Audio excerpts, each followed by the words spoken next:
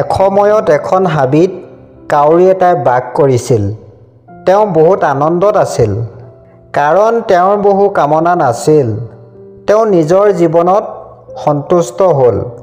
কিন্তু এবাৰ হাবিত হাঁহ এটা দেখিলে আৰু দেখাৰ লগে লগে তেওঁ ভাবিবলৈ ধৰিলে যে এই জীৱটো ইমান ধুনীয়া, এনে জীৱ মই আগতে কেতিয়াও দেখা নাই। গতিকে পৰিষ্কাৰ আৰু বগা।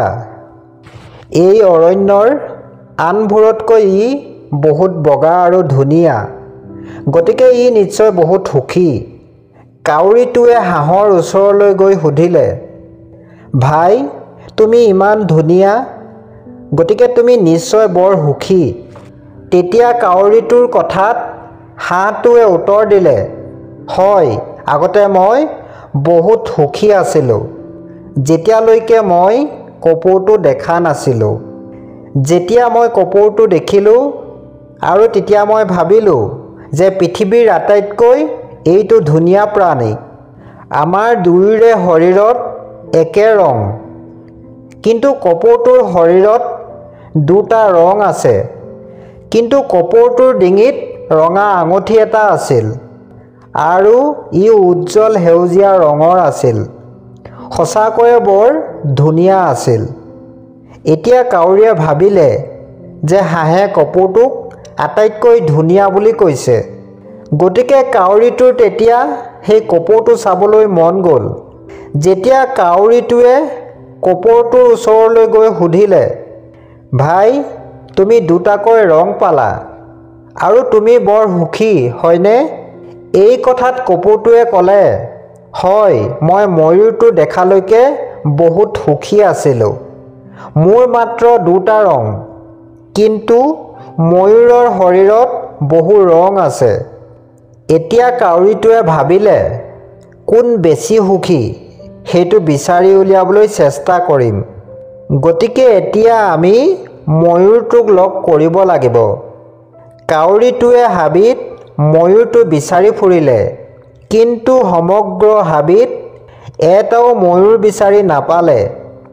আৰু ময়ূৰ বিচাৰি থাকোঁতে চিৰিয়াখানাত উপস্থিত হৈ দেখিলে যে ময়ূৰটো চাবলৈ বহুত মানুহ আহিছে আৰু তাৰ চাৰিওফালে বিপুল জনসমাগম।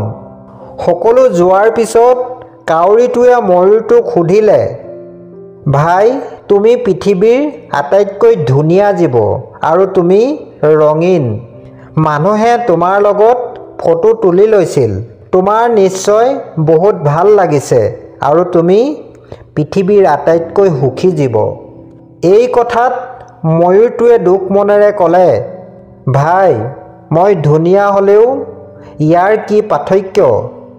মানুহে মোক এই চিৰিয়াখানাত বন্দী কৰি ৰাখিছে, কিন্তু চিৰিয়াখানাত কোনেও তোমাক বন্দী কৰি নাৰাখে আৰু ইচ্ছামতে তুমি য'তেই মন যায় তাতেই ঘূৰি ফুৰিব পাৰিবা। গতিকে তুমি পৃথিৱীৰ আটাইতকৈ সন্তুষ্ট আৰু সুখী জীৱ হোৱা উচিত, কাৰণ তুমি মুক্তভাৱে জীয়াই থাকা। কাউৰীটো আচৰিত হ'ল, কাৰণ তেওঁৰ জীৱনৰ গুৰুত্ব আন কোনোবাই তেওঁক ক'লে, বন্ধুসকল, আমিও একেদৰেই কৰোঁ। আমি আমাৰ সুখ আৰু গুণবোৰক আনৰ লগত তুলনা কৰোঁ। যিসকল মানুহৰ জীৱনৰ পৰিৱেশ আমাৰ পৰা সম্পূৰ্ণ পৃথক।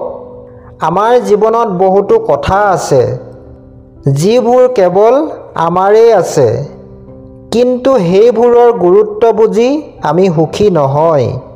কিন্তু আনৰ সৰু সুখবোৰো আমাৰ বাবে ডাঙৰ যেন লাগে। আনহাতে আমি নিজৰ ডাঙৰ সুখক আওকাণ কৰোঁ।